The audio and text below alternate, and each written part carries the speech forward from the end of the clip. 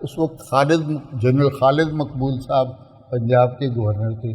پھر وہ بل ان کے پاس گیا اور انہوں نے بھی اس پہ غور و خوض کیا اور اسٹیٹ بینک سے بھی مشورہ کیا اور اس بل پہ سائن کر دیے. اس طرح وہ جو ایک کوشش تھی وہ قانون کی شکل بن گئی. پہلی بات یہ ہے کہ سود حرام ہے. حرام اس لیے ہے کہ قرآن نے کہا.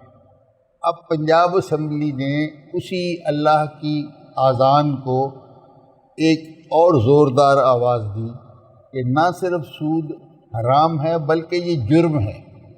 اس طرح وہ تمام لوگ جو آج سودی کاروبار میں ملوث ہیں 2007 کے اس قانون کے تحت مجرم ہیں اور اس قانون میں اس کی سزا پرسکرائبڈ ہے.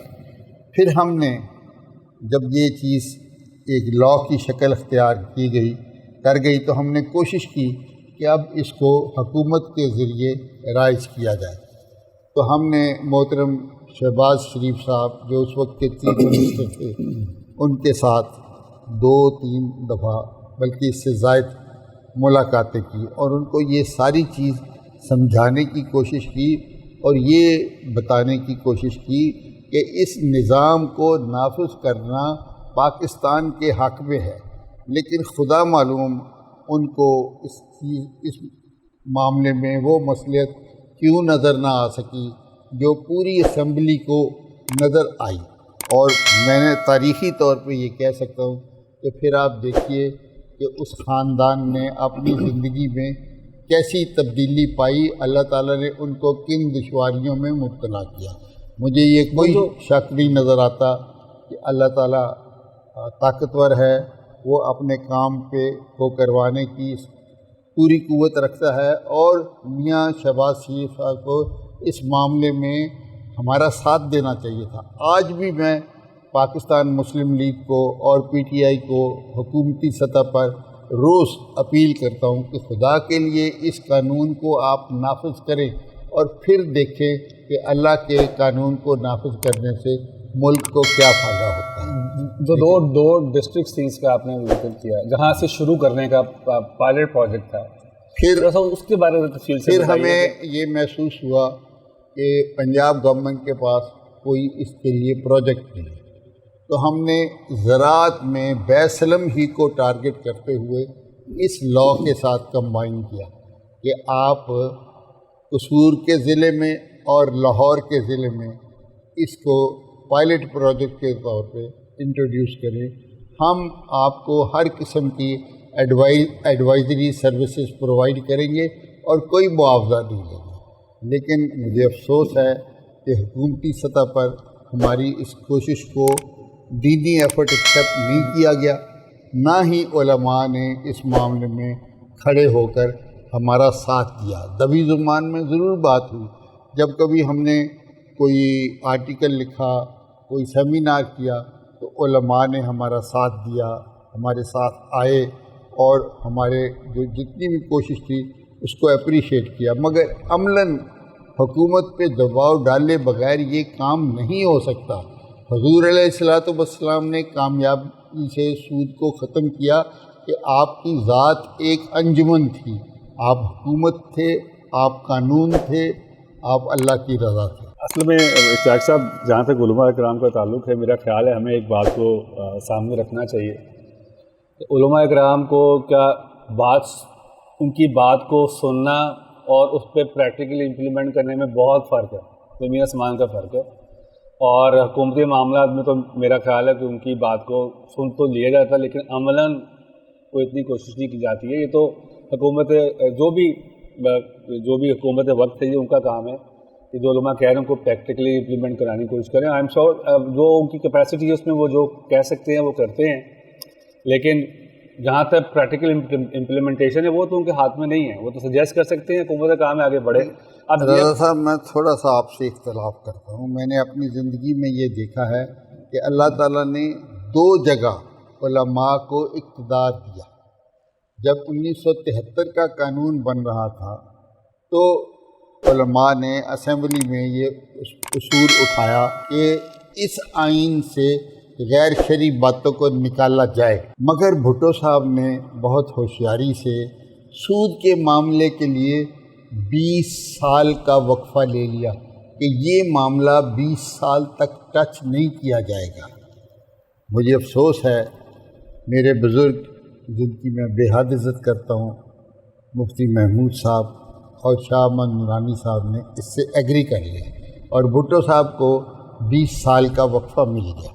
پھر جب 20 سال پورے ہوئے تو ڈاکٹر اسرار صاحب اور قاضی حسین احمد صاحب نے پٹیشنز دائر کی جو آج بھی وفاقی شرعی عدالت میں پڑی ہوئی ہیں اور اس حد تک سنی جا چکی ہیں اور ان کے حق میں عدالت جا چکی ہے کہ وہ اسٹیٹ بینک سے اور حکومت سے کہہ رہی ہے کہ آپ ہمیں وہ نظام دیں جو آپ چاہتے ہیں، ہمارے پاس دلیل آ گئی ہے، ہم آپ کو فیصلہ دے دیتے ہیں اور آپ نظام تبدیل کریں۔ جو آپ نے جو پائلٹ پروجیکٹ تھا اس کی کچھ فائنینشیل ڈیٹیلز بتائیں، کچھ آپ نے ورکنگ کی ہوگی، کتنی پیداوار وہاں سے ہوگی؟ جی ہم نے اس کے اوپر عشر بھی کی آٹومیٹکلی وہ عشر بھی جو ہے وہ جنریٹ ہوگا۔ ہم نے اس وقت جو وزیر تھے شجاع خان زادہ صاحب، ان کا محکمہ جو زراعت سے ریلیٹڈ تھا، اس سے ہر قسم کی انفارمیشن کلیکٹ کی اور آل اوور پاکستان بینکرز کی ایک گرینڈ میٹنگ انہی کے ڈپارٹمنٹ میں کی، ایگریکلچر ڈپارٹمنٹ میں، جو یہ غالباً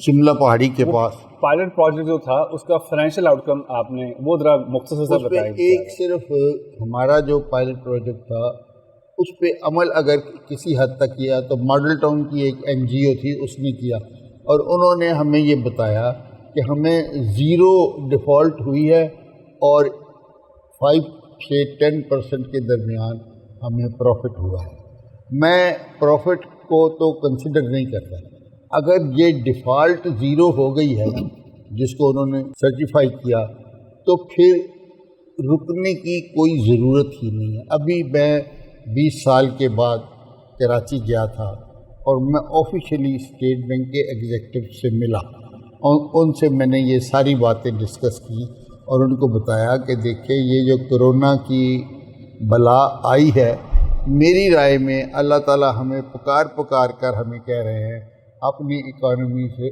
سود ختم کرو، ورنہ یہ کرونا آپ کی اکانومی کو چلنے نہیں دے گا۔ مجھے یقین ہے آپ سود ختم کر رہے ہیں، کرونا واپس چلا جائے گا، یہ ایمان کی بات ہے، لیکن اس سے قطع نہیں ہے۔ کیا جو اسٹیٹ بینک کے موجودہ قوانین ہیں یا جو آپ کے اپنے مائکرو فائنینس والوں کے اپنے قوانین ہیں وہ بلا سودی ہیں؟ بالکل بھی نہیں، بالکل بھی نہیں۔ اس کا ثبوت یہ ہے کہ عدالت میں سود کا مقدمہ کھڑا ہے اور عدالت کہہ رہی ہے کہ ہمیں آلٹرنیٹ نظام دو، حکومت دینے کو تیار نہیں ہے، اسٹیٹ بینک کے پاس وہ موجود نہیں ہے اور ہمیں دینے نہیں دیا جا رہا۔ تو یہ ایک کشمکش ہے۔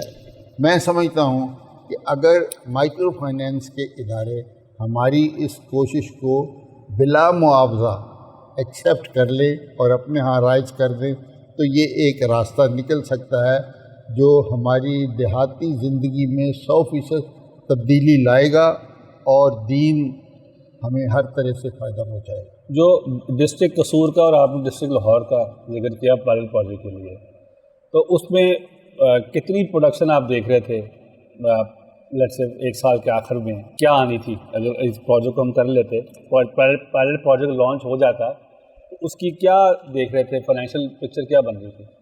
دیکھیں رضا صاحب، یہ جو ٹیکنیکل سوچ ہے کہ دین کا کام کرنے سے کیا فائدہ ہوگا، کیا نقصان ہوگا، اس وقت تو ہمارے پوری ایفرٹ کا نتیجہ جو مرکز تھا وہ یہ تھا کہ کسی طرح سود کو اقتصاد سے نکال دیا جائے۔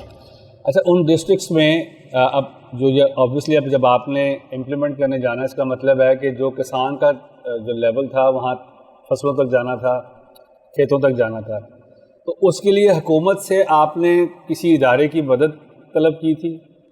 ہمیں کسی کی مدد کی کسی بینک کو آپ نے انگیج کیا تھا؟ ہمیں کسی کی مدد کی ضرورت نہیں تھی۔ ہم نے سارے بینکوں کو اکٹھا کیا ایگریکلچر ڈپارٹمنٹ کے آفس میں اور ان کے سامنے یہ پورا بیانیہ رکھا۔ بینک آف پنجاب جو تھا اس کے لیے آئی ریمبر کہ بڑا امپورٹنٹ رول تھا اس سارے پائلٹ پروجیکٹ کے لیے، تو وہ کیا تھا؟ ہم نے جو بینک آف پنجاب کا مستقبل سوچا تھا، اور اس وقت وہاں بینک آف پنجاب کے جو ایم ڈی تھے وہ اسٹیٹ بینک کے ایک ریٹائرڈ آفیسر تھے جن کے ساتھ میری اپنی بہت اچھی شناسائی تھی، وہ میرے ماتحت بھی رہ چکے تھے، تو مجھے اس میں ایک آسانی نظر آئی۔ اگر بینک آف پنجاب اس وقت اس چیز کو ایکسیپٹ کر لیتا تو اب تک پنجاب کا نقشہ تبدیل ہو چکا ہوتا، ایگریکلچر کا۔ بالکل، لیکن بینک آف پنجاب اس وقت تک فیصلہ نہیں کر سکتا تھا جب تک وزیر اعلیٰ پنجاب فیصلہ نہ کرے، کیونکہ بینک آف پنجاب وزیر اعلیٰ پنجاب کی جورسڈکشن میں ہے۔ وزیر اعلیٰ پنجاب فیصلہ کرے کہ میں نے زراعت سے سود کو نکالنا ہے، اگر آڑتی کو وقتی طور پہ کچھ نقصان ہوتا ہے تو وہ ہونے دیا جائے، کسان کے فائدے۔ میرا خیال ہے کہ آڑتی کا جو بیسک رول ہے سارے سسٹم میں، وہ ایک سپلائر کا ہے for the purpose of various, اگر جو پیسوں کے علاوہ جو چیزیں چاہیے ہوتی ہیں کسان کو وہ ہے، تو ہم آڑتی کو سسٹم سے نکالنے کی بجائے اس کو جب انگیج کر لیں اور وہ ایز اے رجسٹرڈ سپلائر کے طور پہ سامنے آ جائے تو تب بھی وہ مسئلہ حل ہو جائے گا۔ جو دوست یہ سمجھتے ہیں نا کہ آڑتی سپلائر ہے، وہ تھوڑا سا غلطی آپ کو سسٹم کے لیے سپلائر اس کو ایز اے رجسٹرڈ سپلائر کے طور پر لینا ہوگا نا۔ آڑتی تھوڑا سپلائر ہے، زیادہ کسان کا فائنینشر ہے، وہ جو کچھ سپلائی کرتا ہے اس کو اپنی کتاب میں قرض کی شکل میں لکھتا ہے اور اس کے اوپر پھر وہ سود در سود مہاجن کی طرح وصول کرتا ہے۔ یہ ایلیمنٹ ہے جو اس کے سسٹم سے، آڑتی کے سسٹم سے یہ جو ایز اے فائنینسر کا جو رول ہے اس کو اس کی بیٹھ کر اس کو ورک آؤٹ کرنے کی ضرورت ہے، تو اس کو آپ نے اگر آپ اس کو نکالنے کی کوشش کریں گے تو وہ ایک اور ایشوز کھڑے کر دے گا، جبکہ اگر آپ اس کو انگیج رکھیں۔ ہمارے پروجیکٹ میں اس کو نکالنا مقصود نہیں ہے، لیکن میرا پوائنٹ یہی ہے کہ ہم نے آڑتی صاحب آپ کو نکالنا الحمدللہ نہیں ہے۔ مسلمان ہیں، میں بھی الحمدللہ مسلمان ہوں، ہم ایک دین کے لیے کام کر رہے ہیں، تو ہم نے دینی طور پہ یہ سوچنا ہے کہ آڑتی بھی مسلمان ہے، وہ بھی دین کی طرف آئے، بالکل وہ اپنے معمولات کو، اپنے کاروبار کو بیسلم میں ڈھال لے، اس کے لیے گنجائش موجود ہے۔ اگر ایک لیٹ سے فار ایگزامپل آج پنجاب گورنمنٹ ایک ڈیسیجن لیتی ہے کہ ہم بیسلم کو پنجاب کی سطح کے پہ ہم امپلیمنٹ کرتے ہیں آل اکراس پنجاب، لیٹ سے فار ایگزامپل آپ 5 سال کے بعد پنجاب گورنمنٹ کا وہ جو بجٹ ہے اس پہ آپ کیا، اس کے بارے میں آپ کیا دیکھتے ہیں؟ مجھے اس میں سب سے بڑی چیز نظر آتی ہے کہ یہ جو نیشنل ڈیٹ ہے یہ آہستہ آہستہ مجھے پچھلے قدموں کی طرف جاتا نظر آتا ہے، اور یہ ملک ڈیٹ فری ہو جائے گا۔ آپ یہ کہنا چاہ رہے ہیں کہ اگر ہم صوبے سے شروع کریں، پنجاب سب سے بڑا صوبہ ہے، ایگریکلچر بہت بڑا رول ہے ہماری جی ڈی پی میں پنجاب کا، اگر پنجاب کے ایگریکلچر میں اگر ہم بیسلم کو انٹروڈیوس کریں تو یو فیل کہ ود ان 5 ایئرس ایک بہت میجر امپیکٹ ہوگا پنجاب کے اپنے ڈیٹ فری ہونے کا بہت زیادہ چانس ہے۔ آپ کی کتابوں میں جو چیز آج قرض لکھی جا رہی ہے وہ انویسٹمنٹ کی شکل میں آئے گی، جس میں آڑتی نفع نقصان میں شریک ہوگا، کسان بھی نفع نقصان میں شریک ہوگا۔ جب وہ دونوں شریک ہوں گے تو قرض کا نظام الٹے پاؤں چلا جائے گا۔ یہ قرض کا نظام آیا کیسے؟ جب انگریز نے 1904 میں کوآپریٹیوز کا سسٹم لیا تو وہ کون تھا جو کوآپریٹیوز کے سسٹم میں جس نے سود کو داخل کیا؟ نہیں ہونا چاہیے، سب سے پہلے بامبے کے علاقے میں، ساؤتھ انڈیا میں داخل ہوا۔ اگر یہ کوآپریٹیوز کے نظام کو ہی جب میں نے کام شروع کیا تھا تو میں نے کوآپریٹیوز کے لیے کہا تھا کہ آپ کوآپریٹیو میں سے سود نکال دیجیے، باقی ادارے خود بخود اس طرف آ جائیں گے، کیونکہ مارکیٹ جب وہ جاتے ہوئے دیکھیں گے کوآپریٹیوز کے ہاتھ میں تو وہ بھی مارکیٹ میں رہنا چاہیں گے۔ کیا حبیب بینک نہیں چاہے گا کہ اس کا ایگری ڈپارٹمنٹ کمپیٹیبل ہو؟ یو بی ایل نہیں چاہے گا، سب چاہیں گے، لیکن ان کو اس طرف لانے کے لیے ڈنڈے کی بجائے آپ ان کے سامنے آلٹرنیٹ رکھیں اور امپلیمنٹ کر کے دکھائیں کہ اس میں آپ کو فائدہ ہے۔ اور مجھے اس میں کوئی شک نہیں ہے کہ اللہ کے بیان میں، اللہ کے حکم میں جو حکمت ہے وہ کبھی منفی نہیں ہو سکتی. بے شک یہ بات آپ نے بالکل صحیح فرمائی. تو ناظرین، تو آخر میں ایک اگر کنکلوژن ڈرا کریں تو وہ یہ ہے کہ اگر بیت سلم کو پنجاب سے لیٹس سے فار ایگزامپل پنجاب گورنمنٹ اس کو شروع کرے، اور اوبیسلی اوور نائٹ تو پورے پنجاب میں امپلیمنٹ نہیں ہو سکتا، لیکن آپ یہ دیکھ رہے ہیں as per your expert opinion کہ within 5 years Punjab government کا جو بجٹ ہے اس میں سے سود کو کم کرنے میں بڑی سگنیفیکنٹ امپیکٹ آئے گا سود کے کم ہونے کا، صرف بیت سلم کے ذریعے. وہ پنجاب بینک اور کوآپریٹو بینک کو جو ان کے اپنی جورسڈکشن میں ہیں ان سے شروع کریں. اور آپ ان کی، کیونکہ پنجاب گورنمنٹ کی پنجاب بینک آف پنجاب کی برانچز جو ہیں وہ بہت زیادہ ہیں اور چھوٹے چھوٹے علاقوں میں بھی ہیں، تو ہم بینک آف پنجاب کی برانچز کو یوز کر سکتے ہیں اس کو امپلیمنٹ کرنے کے لیے. بالکل ایگزیکٹلی یہی تجویز ہے جو پہلے 11-12 صفحے کے جو اسمبلی میں پیش ہوا شجاع خان زادہ صاحب والی کمیٹی میں جو میں نے پیش کیا تھا پروجیکٹ، وہ اسی چیز کے گرد گھومتا ہے. مگر مجھے دکھ سے کہنا پڑتا ہے کہ ان کو شہید کر دیا گیا. لوگ سمجھتے ہیں کہ ان کے گھر پہ جو بم گرایا گیا وہ کچھ دہشت گردوں کا تھا. میری رائے یہ ہے، میں نے ان کے ساتھ کئی ٹی وی پروگرام کیے ہیں، کہ ان کو ان لوگوں نے ہٹ کیا جو نہیں چاہتے کہ اسلام کا نظام پاکستان میں آئے. میری رائے حتمی یہ ہے. مزید تھوڑی سی ٹیکنیکل ڈیٹیلز کے ساتھ بھی آنے والے پروگرامز میں اس کو ڈسکس کرنے کی کوشش کریں گے، تاکہ ایک وائبل پروپوزل کے طور پر جو ہے وہ سامنے جو ہے لایا جائے. اور پھر یہ تو حکومت وقت کا کام ہے، انہوں نے دیکھنا ہے کہ اس کو کیسے امپلیمنٹ کرنا ہے اور کیسے انگیج کرنا ہے. کہ رضا صاحب، میں آپ کو 2 باتیں عرض کرنا چاہتا ہوں. اس وقت حکومت اس دشواری میں ہے کہ وہ کسی طرح عالمی دباؤ کے تحت مدارس کا اور اسکولوں کا کریکولم یکساں کر دے. یہ وہ شاندار موقع ہے جہاں پر اگر علماء اکٹھے ہو کر حکومت سے یہ کہیں کہ جی آپ یکساں کر دیں، مگر اس کو اسکول کی سطح پر نہیں، یونیورسٹی کی سطح پر لے جائے. مدارس کی بھی یونیورسٹیز ہیں، تو آپ دیکھیں گے کہ جو موجودہ اکنامکس کا نصاب ہے وہ یونیورسٹیز میں پڑھایا ہی نہیں جا سکے گا. جب نہیں پڑھایا جا سکے گا آٹومیٹیکلی بیت سلم کا اور نفع نقصان کا نظام پڑھایا جائے گا، اور جب یہ نظام پڑھایا جائے گا تو دین غالب آنا شروع ہو جائے گا. یعنی صرف اس میں جو مین ضرورت ہے نیت کی وہ حاکم اعلیٰ کی ہوتی ہے. جیسے میں نے حضور کی مثال دی ہے، آپ حاکم اعلیٰ تھے، آپ قانون دینے والے تھے، آپ حکم دینے والے تھے. اس وقت یہ پوزیشن موجودہ وزیر اعظم کی ہے، اور وہ جب آئے تھے تو انہوں نے ریاست مدینہ کا ایک سلوگن دیا تھا اور لوگ اس سے بہت متاثر ہوئے. میں ان کو ریاست مدینہ بنانے کا عملی راستہ دکھانا چاہتا ہوں.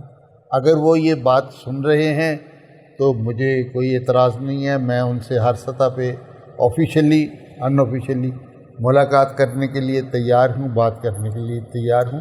اور یہ سارا ریکارڈ پنجاب گورنمنٹ کے آفیسز سے ان کو نکال کر دوں گا کہ میں کوئی عجب بات نہیں کر رہا. یہ ساری ایفرٹ 2003 سے 2007 کے درمیان ہو چکی اور تسلیم کی جا چکی ہے. آپ صرف اس کو نافذ کرنے کی دیر ہے. اگر آپ ہماری خدمات حاصل کرنا چاہتے ہیں تو میں اس بات میں بہت زیادہ پر امید ہوں کہ اگر مجھے یہ ذمہ داری دی جائے تو میں مائکرو فائنینس اداروں سے یہ کام شروع کروں گا. کہ مجھے دیہاتی علاقے میں جو کاٹیج انڈسٹری ہے، لوگ جو چھوٹے چھوٹے کام کرتے ہیں، ان کے لیے بہت خیر نظر آتی ہے. پتہ نہیں وہ آنکھیں جن کو اقتدار ملا، دیکھنے کا موقع ملا ہے، وہ حالات کو میری طرح دیکھتی ہیں. یعنی اللہ کرے میری بصارت اور ان کی بصیرت پہ یکسانیت ہو جائے.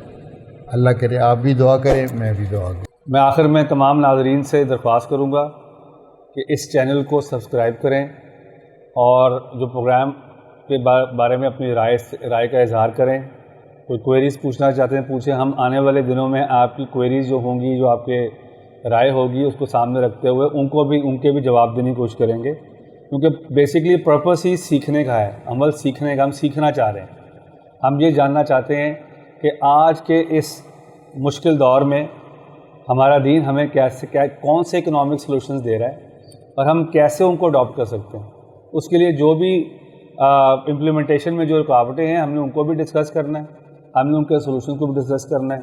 ہم آنے والے پروگرامز میں انشاءاللہ تعالی علماء اکرام کو بھی انگیج کریں گے، بیعت سلام کے سلسلے میں بھی انگیج کریں گے تاکہ ان کی بھی رائے سامنے آئے، اور کچھ ایسے سوال بھی ہو سکتا ہے جو آپ لوگ پوچھیں جن پہ شرعی اوپینین جو ہے وہ جاننا ضروری ہے، اس کے لیے ہمیں مفتی حضرات سے رجوع کرنا ہوگا۔ تو انشاءاللہ تعالی آنے والے پروگرامز میں جو اس ٹاپک پہ مزید ہم کریں گے انشاءاللہ، اس پہ ہم اس کو تفصیل سے ڈسکس کریں گے۔ آپ سب سے وقت گزارش ہے کہ اس چینل کو سبسکرائب کریں اور اپنی رائے کا اظہار کریں۔ بہت شکریہ آپ کا۔ السلام علیکم۔ Thank you.